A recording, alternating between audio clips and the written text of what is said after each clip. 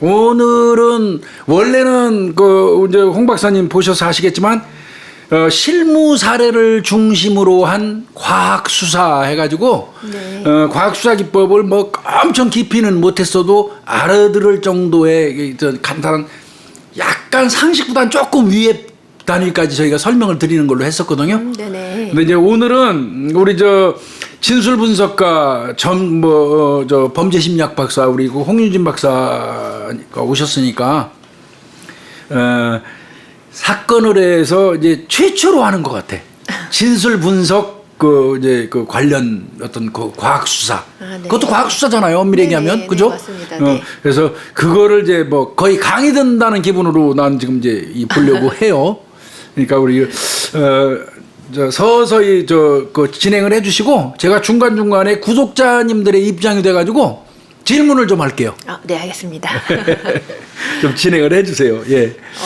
저도 이제 방금 교수님께서 말씀해주신 것처럼 네. 이게 조금 이제 학술적인 내용도 이제 좀 상관없어요. 예. 어떻게 조금 우리 잘 구독자님들 굉장히 질 높아요. 수준 높습니다. 잘 이게 좀 설명을 드릴 수 있을까 조금 고민을 했는데요. 예. 일단 진술 분석이라는 이제 분야가 조금 생소하신 분들도 좀 있으실 거라고 생각이 드는데요. 그렇죠.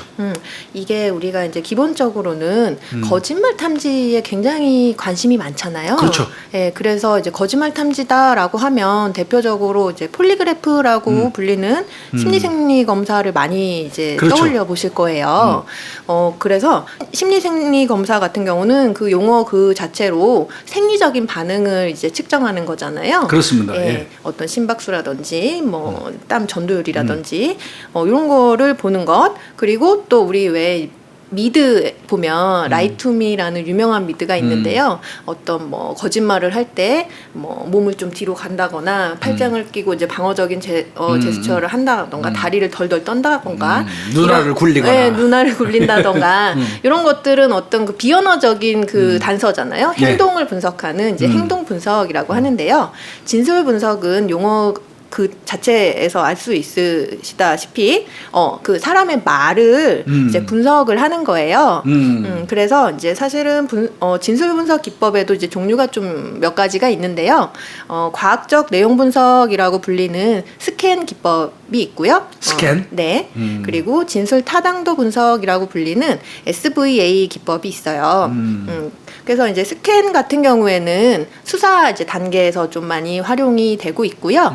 이제 법정 단계에서 어떤 증거로 좀 채택이 되고 신빙성을 판단하는데 증거로 이제 판단할 수 있는 그 근거로 사용이 되는 것은 이제 그 SVA 진술 타당도 분석. 네네 진술 타당도 분석이라고 불리는 이 기법으로 이제 분석한 내용들이 법정에서 이렇게 활용이 되기도 하는데요.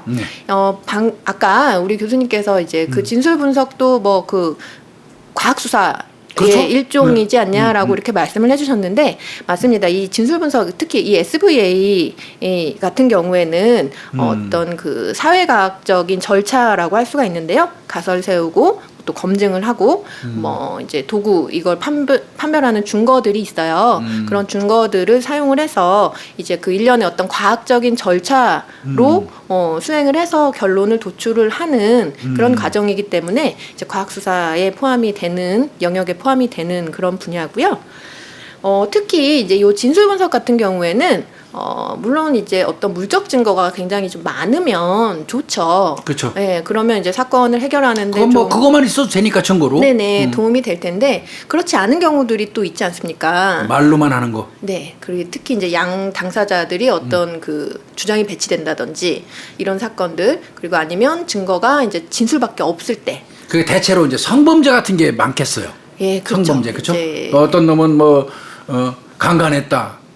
피해자는 강간 당했다 그러는데 이거는 합의해서 화간이다 뭐 이렇게 주장하고 진술밖에 없잖아요. 두 사람 은밀한 공간 속에 두 사람밖에 없으니까. 예, 맞습니다. 그래서 어떤 성적인 그 접촉이 있었다를 다투는 성범죄 사건이 좀 사건에서 잘 활용이 될 수 있고요. 뭐 비단 성범죄 사건 아니더라도 어떤 그 범죄 유형을 이제 막론하고 어떤 그 진술이 대치된다든지 뭐 진술의 신빙성이 이제 그 문제가 된다든지 이런 경우에는 이 진술 분석이 좀 유용하게 활용될 수 있다 이렇게 이제 보시면 될 것 같고요. 이게 근데 이제 진술 분석이 그 어떤 그 법정에서 증거로서의 능력을 인정받으려면 그 진술 분석을 해가는 과정에서의 어떤 그 까다로운 절차, 요게 검증이 돼야지 신뢰도를 확보할 수 있잖아요. 그렇죠. 그러면 이게 절차도 굉장히 까다로운가요? 그 어떤 정해진 유형이 있나요? 패턴이? 예, 그 아까 제가 말씀드렸던 진술 타당도 분석, 특히 네, 이제 SVA라고 불리는 이게 이제 일련의 사회과학적인 절차다 이렇게 말씀을 드렸는데요. 그래서 우리 뭐 어떤 뭐 심리학 연구 한 편을 하는 것과 같은 절차다라고 생각을 하시면 될 것 같아요. 그래서 쉽게 생각하면 뭐 어떤 그 연구 문제를 설정하고 그 다음에 이제 이거는 이제 범죄 사건에서 활용이 되는 거니까 이제 사건 기록을 다 검토를 하죠. 전체적으로 전부 다 검토를 하고 거기에서 분석할 게 뭐다. 즉 이걸 우리는 이제 가설이라고 하거든요. 가설. 예, 어떤 부분을 이제 검증할 건지 분석할 건지를 이제 뽑아내는 거예요. 이 사건을 해결하는 데 있어서. 그게 중요하겠네. 네네. 그래서 이제 가설을 설정하게 되고요. 그리고 그렇게 가설이 설정되면은 사실은 이 SVA 절차에서는 이게 진술 내용을 분석하는 거잖아요. 그렇죠. 그렇다 보니까 분석할 진술을 확보를 해야 되는 과정이 필요해요. 그런데 물론 이제 이전 수사 과정에서 진술들이 확보되어 있는 이제 경우들이 있잖아요. 그렇죠. 예. 대체로 그렇지 않나요? 네, 그렇죠. 그런데 그게 방금 아까 제가 가설을 설정한다 이렇게 말씀드렸잖아요. 거기에 부족할 때도 있어요? 예, 부족한 경우가 있어요. 경찰이라든지 이런 데서 작성한 진술조서, 이를테면 피의자 신문조서, 네네. 그거를 분석을 했더니 가설을 세울 만한 게 없다. 예를 들면 이제 그 경찰에서 조사 과정에서 이제 확보하는 그 진술의 이제 주요 틀은 범죄 구성 요건, 범죄 그렇죠. 사실과 뭐 관련된 어디서 팔아원칙이에요. 결국은. 네네네. 그건데 이 SVA는 이제 뭐를 보는 거냐면 어떤 이제 사실을 어떤 내용을 어떤 진술 내용을 얘기하는 게 그게 실제 경험에 근거한 일이냐. 그렇지 않으냐, 요거를 판단을 하는 거거든요. 그러니까 그 사람이 진술한 내용을 딱 봤을 때 이 사람이 진짜 경험을 하고 겪어본 이야기를 진술한 것인지 네네. 아니면 허구로 만들어낸 건지 그걸 이제 걸러내는 거네요. 쉽게 얘기해서. 네네네. 그렇죠. 네. 그래서 이거 중요한 일이죠. 그렇죠. 그래서 이제 요 SVA는 이제 진실을 탐지하는 기법이다라고 저희가 불러요. 진실을 탐지하는 네. 기법. 우리가 생각하기에 요건 약간 사족일 수 있는데 우리가 생각하기에 일반적으로 교수님 진실의 반대는 뭐라고 생각하시나요? 진실의 반대 허위. 그렇죠. 그럼 이제 우리는 보통 진실 아니면 거짓이라고 이렇게 그 동일선상에 놓고 그렇죠. 생각을 해요. 저도 그렇거든요. 일반적으로. 저게 참말이 아니면 거짓말이지. 그렇죠. 이렇게 생각을 하는데요. 사실은 진술 분석에서는 요거에 이제 일직선상에 동일선상에 놓고 보지 않고 다른 선상에 놓고 봐요. 어떻게 봐요? 예를 들면 이제 진실의 반대가 반드시 거짓이냐에 문제가 있다라는 거죠. 그렇게 안 본다는 거죠? 예를 들면 어떤 사람이 막 이야기를 해요. 나는 그렇게 생각한다고 생각하고 정말로 참되게 막 이야기를 하는데 그게 팩트, 사실과 다를 수 있죠. 아, 그렇죠. 그게 이제 대표적인 게 뭐냐, 우리 폴스 메모리라고 해서 오기억이라고 하거든요. 본인은 이제 예를 들면 저는 나는 이제 옳다고 생각하는 거야 이게. 저는 이제 오늘 흰 컵이잖아요. 흰 컵에다가 커피를 마셨는데요. 오늘 사건으로 촬영을 와서 나중에 일주일 지나서 내가 그때 까만 컵을 여기다 놓고 와서 좀 이게 화면에 좀 이상하게 나온 거 아니야? 라고 저는 그렇게 기억할 수 있잖아요. 그건 거짓은 아니지. 그쵸. 본인은 진실이라고 생각하고 말하지만 팩트랑은 다르다는 거죠. 뭔 말인지 알겠다. 그래서 이 진술 분석을 할 때 거짓의 반대가 또 항상 그 진실이냐도 그 마찬가지로 그렇지 않을 수 있다라는 거예요. 그래서 이 진술 분석은 진실이냐 진실이 아니냐를 탐지, 진실 탐지라고 하죠 이거를. 그래서 SVA는 진실 탐지 도구예요. 그리고 아까 이제 뭐 또 다른 스캔이라는 기법이 있다고 말씀드렸었는데 그것은 거짓말의 가능성이 있느냐 없느냐를 판단하는 거짓 탐지 기법이다라고 이렇게 이해를 하시면 될 것 같아요. 충분히 이해가 되네. 네, 무슨 말인지. 그러면 이제 너무 이제 깊이 들어가면 요 정도면은 알아들었을 것 같아요. 네네. 그 사례를 그럴까요? 사례를 몇 개 이게 설명을 해주시면 네네. 한 2개, 하나나 2개 정도 설명해 주시면 네네. 우리 저 구독자님들이 충분히 납득할 수 있을 것 같아요. 근데 이제 분명한 거는 네네. 지금 설명해 주시는 것 중에서 이제 어린아이가 개입된 그 성범죄로 개입된 사건은 사는 저 지역이나 이름이나 이런 거는 구체적으로 말하는 게 곤란하거든요. 네네. 언론에 보도된 거 이외에는 사실은. 그렇죠. 그래서 그 점을 좀 사전에 좀 양해를 구하고 다소 추상적이지만 뭐 알아들을 수 있게 좀 설명 좀 해주시죠. 예. 제가 안 그래도 그 부분이 조금 고민이 됐는데 좀 맞아요. 교수님께서 잘 이렇게 정리를 해주셔서 제가 그러면 편안한 마음으로 이야기를 좀 해볼게요. 예, 예. 이제 우리나라 같은 경우에는 이제 2008년도에 최초로 예. 이 진술 분석이 이제 증거로 채택된 그런 사례가 있는데요. 그 사례에 대해서 오늘 좀 이야기를 나눠볼까 예, 예, 해요. 예, 예.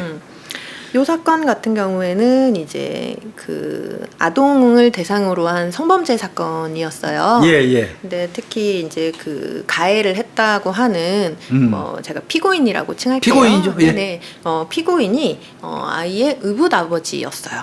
그 당시에 그 이제 사건을 이제 피해를 입을 당시에 의붓아버지였는데요. 사실은 이 사건이 발고가 돼서 조사가 되는 그 시점이 있잖아요. 예, 예. 그 시점에 그 피해 아동의 나이도 어렸어요. 이제 만 12세 정도. 12살. 네네. 이제 우리 한국 나이로 치면은 이제 중학생 나이기는 네. 했는데요. 예, 만으로 치면 12살 정도 됐는데, 이 피해가 있었을 때, 네. 피해가 발생했을 때는 그로부터 한 4, 5년 전이었어요. 아, 그러면 7살? 8살? 네. 그때부터 당한 거를 아이가 참아오다가 12살 경에 신고를 했다는 얘기네요. 쉽게 얘기해서. 네네, 맞습니다. 야, 그런 거 정말 나도 일선에서 근무해봤지만 정말 힘들어요. 그거 입증하는 거. 그쵸. 4, 5년 전에 더더군다나 7살, 8살 그 어린아이의 그 기억을 끌어내가지고 받아서 이걸 유무죄를 판단한다는 게 힘든데 이제 이게 진술 분석의 그 어떤 매운 점이다. 어떻게 보면. 네네, 맞습니다. 그래서 그러면 걔가 이제 12살짜리가 신고했어요. 이 아이가 이제 바로 신고를 했다기보다는요, 이 사건이 어떻게 발고되게 된 경위를 좀 살펴볼 필요가 있는데요. 신고한 이유. 네네. 이 이제 피해 아동이 피해를 겪은 그 기간은 한 1년여 정도라고 해요. 의붓아버지한테. 네네. 근데 그때가 이제 이 피해 아동의 엄마죠. 그렇죠. 어머니가 그 의붓 아버지를 이제 처음 만나서 한 1년여 정도를 같이 이제 혼인 생활을 했다라고 하거든요. 그때는 한참 좋을 때겠네, 두 사람이. 예, 그 이제 혼인 기간이 그렇게 길진 않았어요. 1년 정도 같이 이렇게 지냈는데 그 1년 동안 계속 피해를 당한 거였어요. 그러니까 엄마가 어떤 새로운 아저씨를 만나서 1년 정도 살았는데 엄마가 그 아저씨랑 사는 동안 내내 이 아이는 이제 피해를 당했던 거죠. 그 두 사람은 그 사이 그 만나서 1년 남짓이면 제일 지들끼리는 엄청 좋았을 시기잖아요. 글쎄 말이에요. 그런데 아이는 그렇게 당했다 이거예요? 네네.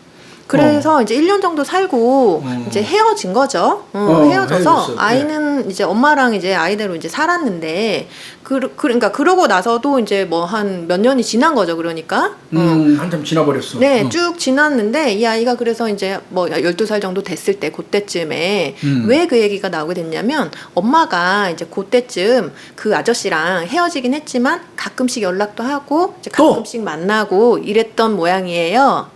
네. 왜냐면 엄마는 이제 그 사실을 모르고 있는 상태잖아요. 그런데 1년 있다가 헤어졌는데 몇 년 지난 다음에 그 남자를 또 뭐 만나기 시작한다는 얘기죠, 결론은? 네네, 맞습니다. 참 신기하다. 그래서요.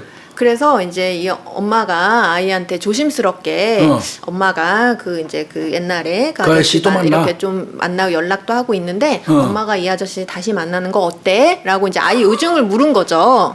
예. 그랬더니 엄마는 모르니까. 엄마는 모르니까 그 이제 딸이 또 사춘기 시기고 이제 이렇게 하니까 조심스럽게 이제 또 어떻게 보면 새아빠의 지금 그렇죠.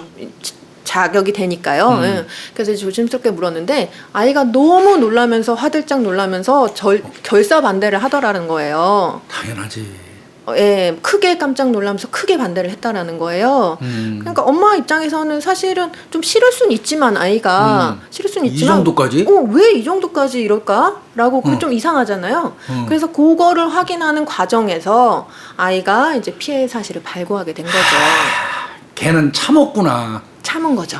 처음에 당할 때 바로 못한 거는 아이가 나이도 어린 점도 있지만 엄마가 그 당시에는 아빠지 하고 두 사람 사이가 좋으니까 본인이 말 못한 것 같아요.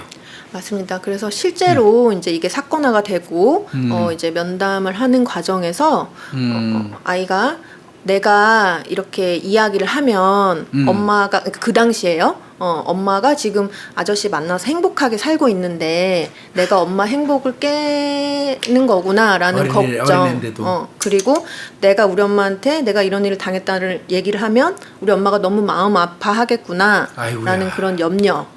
이런 것들이 뒤섞여서 아이가 이제 이야기를 못했던 거죠. 어린 게.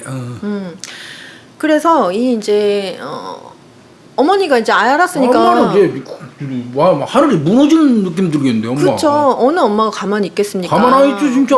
당연히 이제 따지고 묻고 이제 이렇게 될 거잖아요. 근데 사실 그 당시에 그 이제 그 의붓아버지는 뭐래요 그놈은? 그 다른 여성이랑 동거 중이었어요. 이미. 네, 다른 여성이랑 동거 상태였는데 이제 이 어머니가 이제 너무 이제 화가 나고 이렇게 해서 이제 막 따져 물으면서 너 이 피해 어떻게 할 거냐 피해 보상해라 이제 이런 말씀을 하셨었거든요. 그건 잘못한 것 같은데.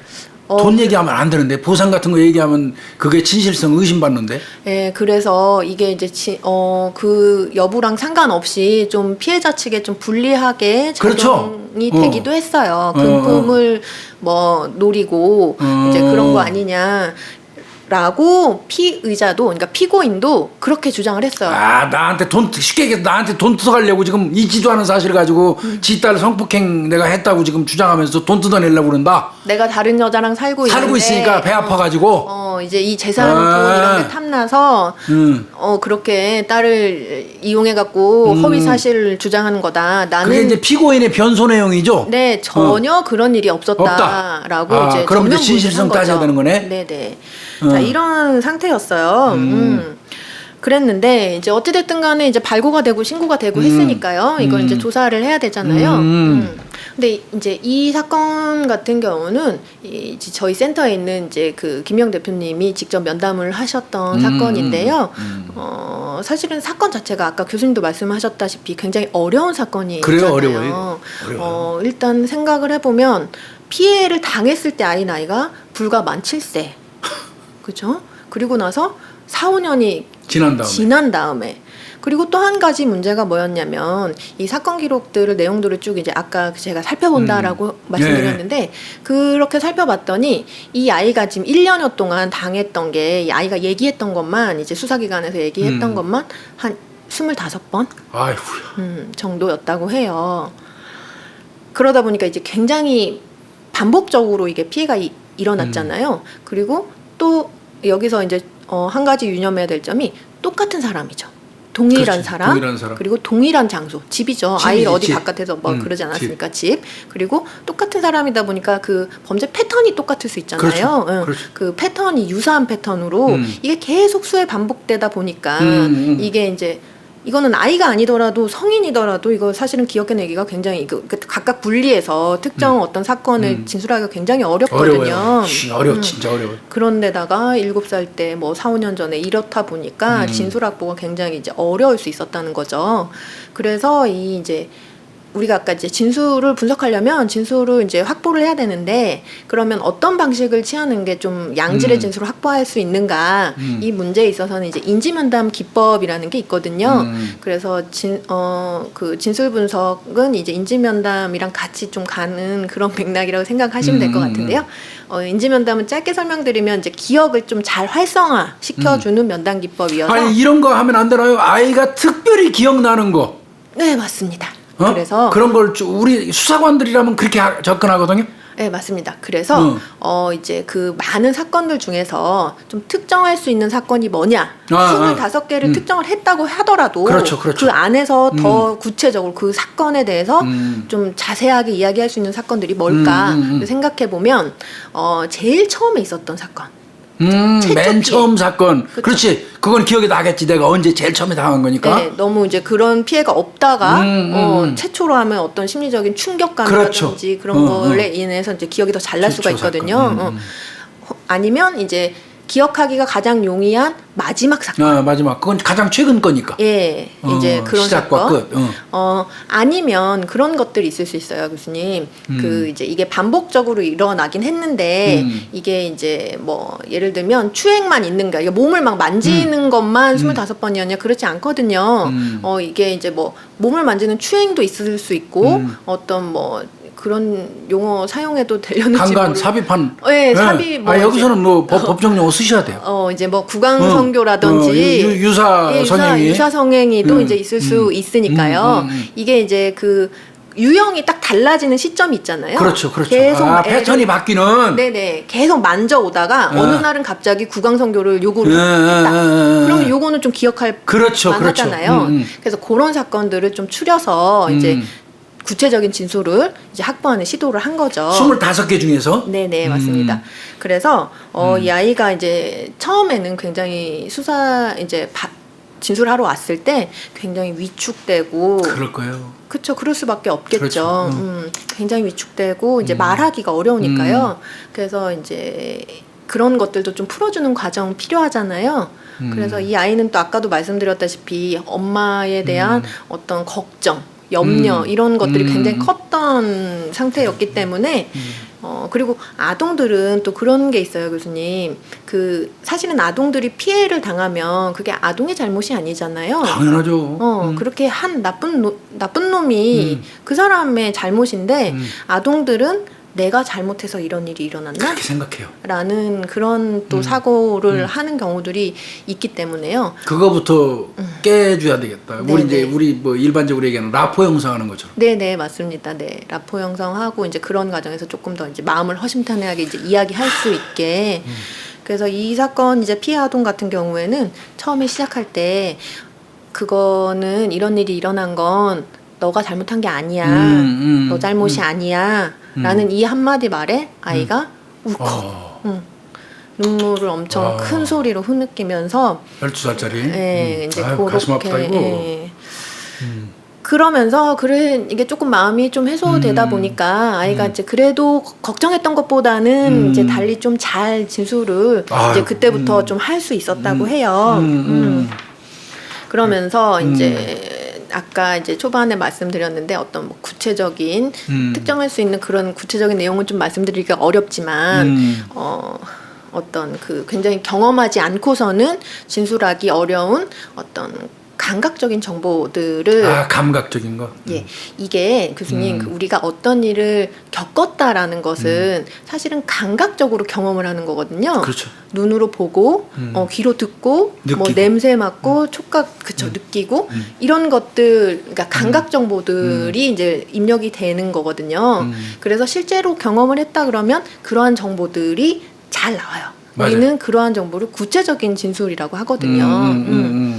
그런 구체적인 진술들, 예를 들면 그 아빠한테 이렇게 어떤 추행을 당했을 때 어떤 그 굉장히 싫은 냄새, 냄새. 아빠한테서 나는 냄새. 네, 그런 냄새를 굉장히 특정하면서 구체적으로 그래서 내가 그때 너무 싫었다 이런 내용들, 아니면 전후 맥락, 그 어떤 피해가 있고 그 상황에서 아이잖아요. 그 원치 않은 어떤 성적인 접촉을 예상치 못하게 당했을 때의 어떤 반응들이라든지 대처 양상들이 있을 건데 그런 것들이 굉장히 이제 일관되고 모순되지 않게 이렇게 나타나는. 그래서 아이가 뭐 예를 들면 그렇게 깜짝 그런 놀라는 일을 겪어가지고 자기 너무 놀래서 화장실로 막 뛰쳐갈 수밖에 없었던 그런 상황적인 내용들, 이런 것들을 굉장히 구체적이고 일관되고 생생하게 이제 진술을 할 수가 있었다라는 거죠. 그러면 그거야말로 본인이 겪지 않고는 절대로 진술할 수 없는 그런 내용들이니까 네네. 진실에 가깝다고 봐야죠, 그거는. 네네, 그렇죠. 아까 아빠 입에서 나던 그 뭐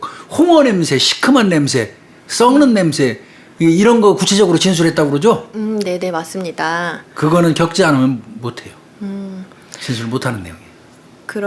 그런 부분들이 있었고요. 그래서 이런 이제 그 결론을 도출했어요. 이 아이가 말하는 내용들은 실제 경험에 근거해서 진술하는 것이다. 그렇게 보여진다. 이렇게 이제 결과를 도출했고, 그거를 토대로 이제 그 담당 검사님께서 이 사건 같은 경우는 담당 검사님이 이건 굉장히 진술 신빙성이 중요한 사안이다라고 판단을 하셔가지고 진술 분석 의뢰를 하신 거예요. 그렇죠. 그래서 요거를 가지고 이제 그 구속영장 청구를 하고 받아들여졌어요. 그래서 법정에서. 네네. 그래서 이제 구속 수사를 하고 이제 재판이 남았잖아요. 재판에서도 이제 뭘 했냐면요. 그 의견서는 나갔잖아요. 인지면담 결과 보고서나 진술 분석 결과 보고서는 나갔어요. 그러면은 그거를 이제 실시를 한 전문가가 있을 거잖아요. 그 아까 법원에서 또 하는. 네네 김명 선생님께서 이제 그거를 하셨는데, 그래서 법정에 나가서 증언을 했거든요.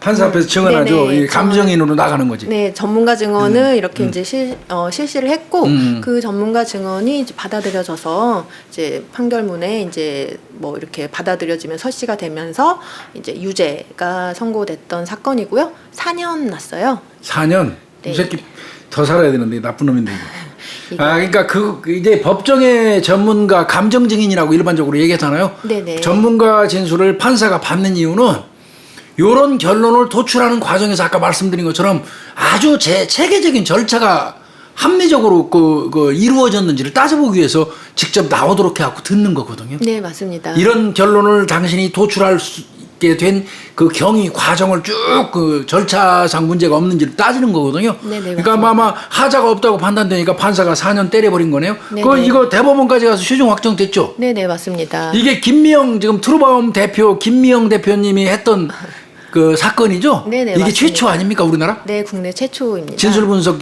유죄 증거로 인정받은 게 이게 국내 최초 그 사건이죠? 네네, 맞습니다. 이거 어떤 사건인지 제가 알긴 압니다, 이 내용은. 이거 진짜 이게 중요한 사건인데 2008년도. 네네, 맞습니다. 네. 우리 홍유진 박사 온 김에 해줘야 돼. 지금 우리는 이 진술 분석은 사실은 주로 성폭력 관련된 사건에 많이 써요. 네네, 맞습니다. 그렇지만 꼭 그런 게 아니라는 거 장르별로 네네. 한 몇 가지만 이렇게 많이 준비해 오셨으니까 성폭력 사건은 거기서 끝내고 또 다른 일반 사건이 있네요. 일반 사건. 요거는 이제 교수님 드린 거는 한번 참고하시라고 요거 사건 이렇게 드렸는데요. 예, 다른 거 있으면 해주세요. 그냥 관계없이. 다른 사건이 이제 하나 있어요. 예. 이제 성범죄 사건 아니고 요거는 이제 상해치사 사건이었는데요. 상해치사. 네네. 예. 요 사건 같은 경우에도 이제 아동이 예. 이제 그 친부한테 맞아서 사망했다라는 사건. 아버지가 애를 때려서. 네, 친아버지가 예. 그 아이가 이제 그 2살배기 남아 쌍둥이였는데요.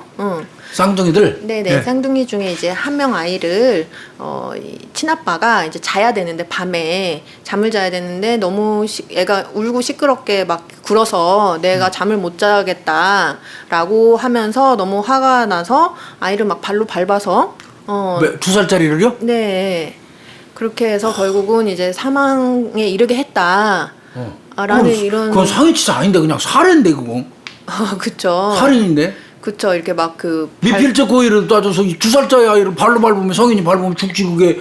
그쵸. 하여튼 네. 어쨌건 그 전에는 주로 상해치사로 했으니까요. 살해의 거의 없다고 봐가지고. 네네. 그렇게 했는데. 그래서 1심에서는 이게 지금 교수님 깜짝 놀라신 것처럼 어떻게 친아빠가 아이를 그러니까요. 그렇게 발을 밟아서 막 죽일 수 있느냐 이렇게 좀 봐서 12년을 선고를 했어요. 유죄를. 네. 12년. 네. 그런데 이제 요게 항소심에서 이제 뒤집어지게 되거든요. 왜요? 왜냐면 이 1심에서 이제 이 그날 밤에 이제 아이 아빠 이제 가족이죠. 그러니까 그렇죠. 아이 쌍둥이 둘 이렇게 해서 4가족만 집에 있었어요. 그리고 이제 그 중에 쌍둥이 아이가 이제 한 명이 사망을 하게 된 사건이니까 외부 침입이나 이런 건 없었단 말이에요. 그리고 아이는 어찌됐든 간에 그 어떤 그 외부의 물리력에 외력에 의해서 이제 그 사망을 하게 된 거니까 엄마나 아빠나 이제 둘 중에 하나잖아요. 자, 그런데 이 엄마가 1심에서 이제 그 1심 수사 과정 최초 이제 수사 과정에서 결정적인 진술을 하거든요. 엄마가 남편이 아이를 밟았다. 밟아서 그렇게 했다. 그래서 12년 받았잖아요. 그래서 12년을 받았던 거예요. 엄마가 목격자네요. 엄마가 굉장히 결정적인 목격자였죠. 그래서 1심에서 12년이 나왔는데 요게 이제 항소심 2심 과정을 거치면서 이제 엄마가 계속 수사 뭐 진행되고 했을 거니까 이제 뭐 이렇게 증언도 하고 뭐 이렇게 진술도 하고 했을 그렇겠죠. 거잖아요. 경찰에서도 하고 검찰에서도 하고 그랬는데 이 엄마 진술을 가만히 살펴보니까 조금 이상하더라는 거예요. 엄마 진술이. 엄마 진술이 이제 왜냐하면 아빠인 피고인은 나는 그런 적이 없다라고만 이제 주장할 거 아니겠어요. 전혀 아니다. 전혀 그런 일이 없다. 나는 뭐 깨지도 않고 나는 그냥 밤에 잠잤다. 자고 아침에 일어나고 그냥 출근했는데 애가 죽었다 그런다. 집사람이 이제 뭐 애가 이렇게 해서 죽었다고 하는데 난 모르겠다. 이제 이렇게 될 거 아니겠습니까? 그런데 이제 그거랑은 정반대로 아이 엄마는 이제 이야기를 하기를 이 남편이 이제 그렇게 아까 잔다는 시끄럽게 이제 애가 울어서 자기 잠을 방해한다는 이유로 쌍둥이 둘 중에 한 명을 이렇게 막 발로 밟았다라고 이렇게 증언을 해요. 그래서 본인은 그 남은 아이 있잖아요. 2명이니까 남은 아이를 이렇게 들고 피신해 있었다. 남편이 막 밟고 그러니까 네네. 겁나서 남은 아이 쌍둥이 하나 데리고 밖에 나갔다. 그게 엄마 진술이죠? 그게 엄마 진술인데 좀 여기서 약간 이상한 부분 없으신가요? 말렸어야죠. 그쵸. 아이를 밟아 죽이는데 어떤 엄마가 이 세상에 그쵸. 하나에 데리고 도망갑니까? 있을 수 없는 일인데 저는 제가 볼 때는 상식적으로. 그쵸. 이게 상식적으로 그렇게 생각하잖아요. 그럼요. 아니 아이가 둘이 있는데 왜 맞지 않고 있는 아이를 데리고 나가냐고요. 말도 안 아이가 되는 맞고 소리예요. 있는데 요것과 관련해서 이 아이 엄마가 주장을 했던 게 있었어요. 네. 남편이 원래 폭력적인 사람이었다. 아. 가정폭력을 일삼는 사람이었고 나는 그래서 이게 너무 평소에 그 가정폭력을 당해와서 이렇게 어떻게 거부를 하거나 말리거나 제지하거나 이런 거를 못하는 상황이었다. BWS 증후군 앓는다고 그랬겠네. 매 맞는 아내 증후군을 앓고 있다고 주장을 한 거예요. 그랬겠다. 딱 답이 나오네. 그래서 이제 나는 그나마 안 맞는 아이라도 챙겨가지고 이게 다 챙겨서 피해 있을 수밖에 없었다. 이렇게 이제 주장을 하는데, 근데 그럼 이게 팩트이려면 실제로 이제 그 아내가 그런 매 맞는 아내 증후군을 알고 있을 만한 그런 에피소드들이 있는지를 판단을 해야 되잖아요. 그렇죠. 네. 그렇죠. 그래서 요걸 같이 봤어요. 항소심 과정에서 엄마 진술의 신빙성을 살펴볼 때 당연히 메인 이슈가 되는 건 그날 그 남편이 아이를 때리는 걸 봤다라는 그 상황에 대한 진술. 요게 메인이었고 1번. 또 그 다음 메인이 방금 말씀드린 것처럼 실제로 그러면 그렇게 당해왔는지 왔는가 요걸 같이 살펴봤는데 이 엄마의 진술이 그때 상황, 아이가 맞고 있는 그 상황에 대한 진술도 구체적으로 하지를 못하고 비일관되고 그럼 이 진술에서 지금 모순되는 부분이 바로 이제 왜 그러면은 맞고 있는 아이를 이렇게 안 챙겼느냐, 정말 그 매 맞는 아내 그럴 수밖에 없는 게 맞냐를 살펴봤더니 사실은 그 부분도 별로 그렇게 보이지가 않더라는 거예요. 물론 않구나. 이제 폭행을 당한 경험은 있어요. 폭행 당했다고 전부 매 맞는 아내 증후군 앓는 건 아니에요. 맞습니다. 네. 이렇게 뭐 폭행을 당했다고 해서 방금 말씀하신 것처럼 모성애가 있는 엄마가 아이가 막 밟혀 죽어가고 있는데도 말리지 못할 정도의 그 어떤 그런 매 맞는 아내 증후군 심리적인 어려움을 곤란을 겪고 있었느냐. 는 아닐 수 있다라는 거죠. 그래서 이제 그런 에피소드들, 평소에 이제 이 가정폭력 여부를 판단할 수 있는 그런 에피소드들에서 그렇다 할 내용들이 이제 나타나지 없었구나. 않았던 거죠. 그래서 이제 이 진술이 엄마 진술이 사실은 엄마 진술이 결정적이잖아요. 엄마 진술밖에는 그것 때문에 없는 유죄받은 거죠. 거 아니에요? 네. 그래서 항소심에서 이게 뒤집어지면서 무죄가 선고가 되게 됩니다. 결국은 엄마가 아빠한테 뒤집어 씌운 거네요. 근데 이 부분에 있어서는 그건 결론이 안 났어요? 그래서 이제 아빠죠. 이 아빠는 이제 초지일간 이제 자기는 그런 적이 사실 없다라고 주장을 하고 있어서 이게 이제 대법원에서 확정이 났어요, 무죄가. 그래서 항소심에서 이제 지금 아내 진술이 막 이상해지고 이게 문제가 되고 있는 과정이었잖아요. 그래서 항소심에서 이 남편이 이제 피고인이 아내를 고소를 했었어요. 뭐 살인, 뭐 학대, 뭐 이런 식으로. 내가 안 했으니까 아내가 있다는 거죠. 그리고 무고, 그죠. 본인이 안 그렇죠. 했는데 본인한테 이제 덮어 씌우는 거다라고 주장을 하셨으니까 이제 무고, 뭐 위증, 그죠. 법정에서 증언도 했으니까 위증 이렇게 해가지고 몇 가지를 이제 고소를 했는데, 이제 그죠. 방금 말씀하신 것처럼 집에서 아이가 둘 있고 이제 엄마 아빠가 있는데 아이가 사망을 했는데 그러면 그죠? 이렇게 둘 중에 하나라고밖에는 의심할 수가 없는 상태에서 한 명이 지금 무죄가 나는 상황이잖아요. 그런데 이제 그러면 수사가 됐어야 되는데 이제 고소를 또 취하하기도 했으니까요. 그런데 왜 그런 고소를 취하했냐? 정말 억울하면 고소를 취할 이유가 없잖아요. 그랬는데 이분이 또 약간 주장하기를 이제 아이 아버지가 주장을 하기를 수사 과정에서 자꾸 치하를 하라고 해서 나는 치아를 한 거긴 한 건데 그게 내가 정말로 그 부인이 죄가 없었다고 생각을 해서 이거를 중단시키려고 치아한 게 아니다. 내 죄가 명명백백하게 밝혀지고 나면 다시 이거를 수사를 해야 되는데 내가 지금 수사 과정이니까 내 거 끝나고 해도 하겠다. 하겠다. 이렇게 하면서 치아서를 집어넣었다고 해요. 근데 이제 안타깝게도 이제 대법원 확정 나고 이제 문의를 해야 했겠죠. 당연히 아이 아버지가 이제 무고로 하려고. 그렇죠. 아이가 사망을 했으니까요. 그래서 재수사가 수사가 이루어지고 있느냐 이렇게 했더니 또 안타깝게도 그러지는 않았다라고 해요. 그래서 요 사건은 결론적으로 얘기를 하면 아이는 사망을 했는데 진범이 그럼 누군가 요게 조금 밝혀지지 않은 가끔 안타까운. 그런 사건이 있잖아요. 네네. 둘 중에 한 사람이 사고를 쳤는데 둘 중에 한 사람이 누군가를 가해를 했어요. 근데 조사해보니까 이 사람 절대 아니에요. 그러니까. 근데 또 이 사람 조사해보니까 이 사람이 또 범인이라고 단정할 수도 없어요. 이런 경우에 둘 다 무죄 떨어지는 그런 경우가 왕왕 있어요. 있죠. 이게 그 케이스에 속하네요. 네, 보니까. 네, 맞습니다. 그러면 중간에 고소 취소를 안 했으면 또 수사가 진행돼 가지고 결론이 어떤 형태로 났을 텐데 또 남편 되시는 분이 내 거 다 끝나고 한다고 그러고 취소를 하는 바람에 수사가 더 이상 진척이 안 됐네요. 이제 그 부분에 대해서는 이 아이 아버지가 나는 그렇게 하고 싶진 않았는데 약간 수사기관에서 좀 그렇게 하라고 했다 이렇게 주장을 하고 계시기는 하는데요. 뭐 어찌 됐든 간에 이제 그렇게 고소를 원래 할 때는 아이 엄마가 평소에도 아이를 이렇게 좀 그 생존 아동만 예뻐 편애를 하고 편애하는 게 있었구나. 사망한 아동은 이렇게 막 차별하고 쌍둥이인데도 그런 게 있나 봐요. 좀 글쎄 그럴 수도 있을 것 같아요. 아무래도 육아 뭐 우울증이라든지 스트레스라든지 또 그런 부분도 있을 수 있으니까요. 그런 정황들을 이제 막 이제 주장을 하면서 이제 고소를 했던 부분이었는데요.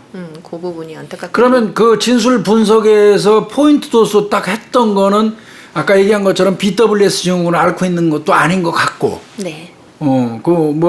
그 여성 그 엄마가 아이를 편애하는 그런 내용도 그 분석하는 과정에서 드러난 거고.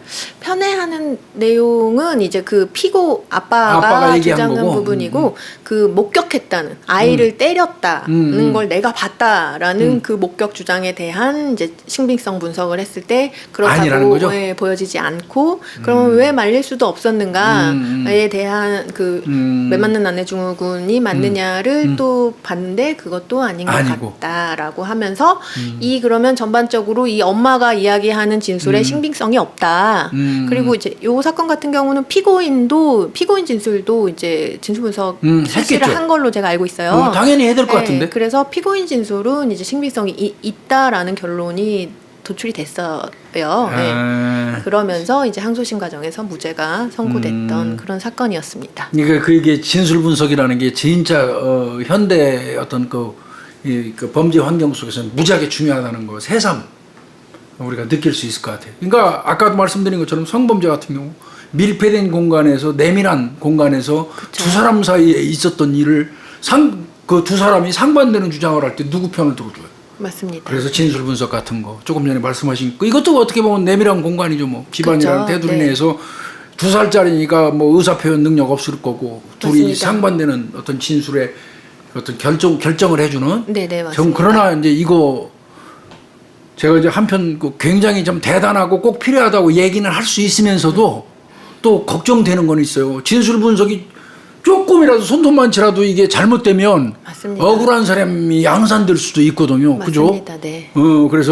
그래서 아까 제가 서두에 말씀드린 것처럼 진술 분석도 법적으로 이제 우리나라 잘 살잖아요.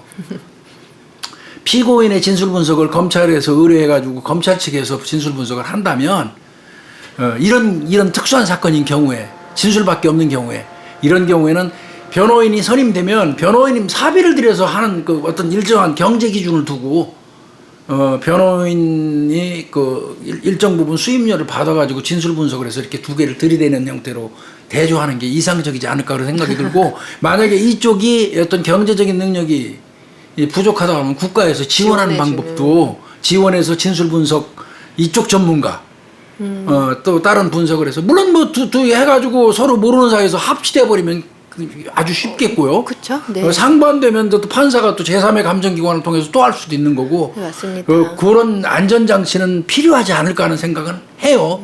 네, 맞습니다. 네, 진술 분석이 신이 아닌 이상 100% 맞다고 우리는 장담할 수는 없잖아요. 그렇죠. 사람이 어쨌든 하는 그러니까요. 일이다 보니까요. 그러나 그럼에도 불구하고 이거 진술 분석은 정말 현대 사회에서 꼭 필요하다.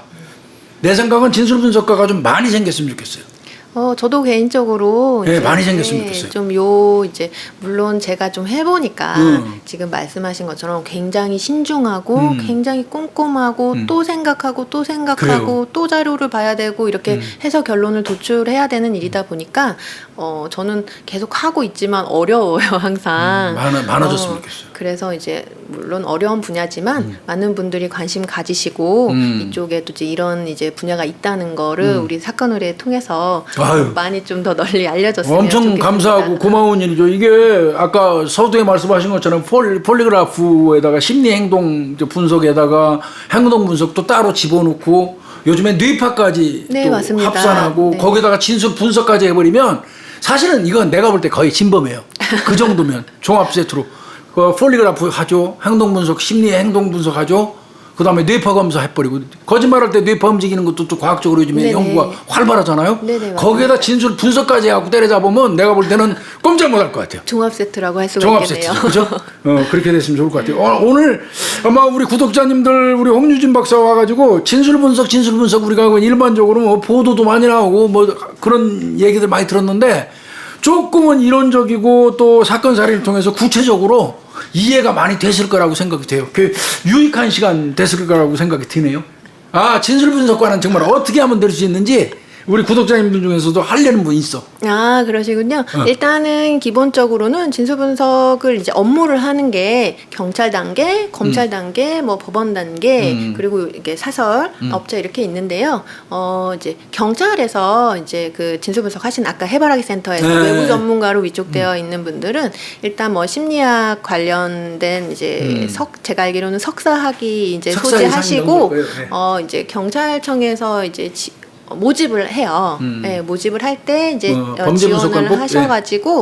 지원을 하셔가지고 이제 소정의 어떤 교육을 이수를 하면 그 각계 이제 그 해바라기 센터에 이제 위촉이 되시는 그런 형태로 이제 업무를 진행하실 수가 있고요. 이제 검찰 단계에서 이제 하시는 분들은 대검찰청에 있어요. 대검찰청에 이제 심리분석실에 있는데 거기는 이제 뭐 상시 채용은 아닌 것 같아요. 그런데 거기도 기본적으로는 심리학이나 이제 관련된 그 석사학위 이상의 이제 소지자를 뽑고 있는 걸로 알고 있고요. 그리고 뭐 아동 관련된 뭐 어떤 전문 실무 경력이라든지 이런 것도 좀 보는 것 같아요. 그리고 이제 법원 단계에서는 이제 전문 심리위원이라고 재판 과정에서 요청하시는 경우가 있는데 요거 같은 경우에는 어떤 뭐 심리학 교수님이라든지 좀 그래서 리스트업을 이제 해 놓으시고 법원에서 이제 사건을 랜덤으로 주셔가지고 요거는 이제 조금 우리 이제 뭐 구독자님들이 이제 하시기는 너무 이제 법원 단계는 그렇고 저희 이제 업체 같은 경우에는 기본적으로는 저희도 심리학 이제 뭐 심리학이라든지 범죄 심리학이라든지 이제 심리학 학위는 이제 가지고 있으신 선생님들을 채용을 하고 있습니다. 당연히 그래야 될 것 같아요. 이게 아마 내가 보니까 그 우리나라에 이게 들어오기 전에 CIA라든지 FBI 같은 데서는 사실 이게 굉장히 활성화돼 있었고요. 제가 이제 진술분석 관련돼서 제 짧은 어떤 그 식견으로 들은 바에 의하면 이스라엘 정보기관 모사드, 네. 모사드가 이게 아비노왕 사피르라는 사람이 이 진술분석 관련해서는 알아주거든요. 네. 이제 나는 이제 범죄학한 사람이니까 그쪽으로. 네네. 그래서 이 정보기관 쪽에서도 이거 진술 분석 관련된 거, 심리 분석 이거 하는 거 굉장히 발달돼 있다. 네네. 그게 이제 우리나라에 유입됐고 어느 정도 체계가 잡혀버려서 우리나라 어떤 면에서 여러모로 선진국이에요, 진짜. 그죠? 그렇죠. 네. 여러모로 선진국이에요. 오늘 우리 홍유진 박사 모셔다가 오랜만에 그 어떤 그 전문적인 지식 배워서 내가 머리가 무거워지는 느낌이야. 네, 아주 고생 많이 하셨어요. 좋은 네. 강의 잘 들었어요. 감사합니다. 네, 수고했어요.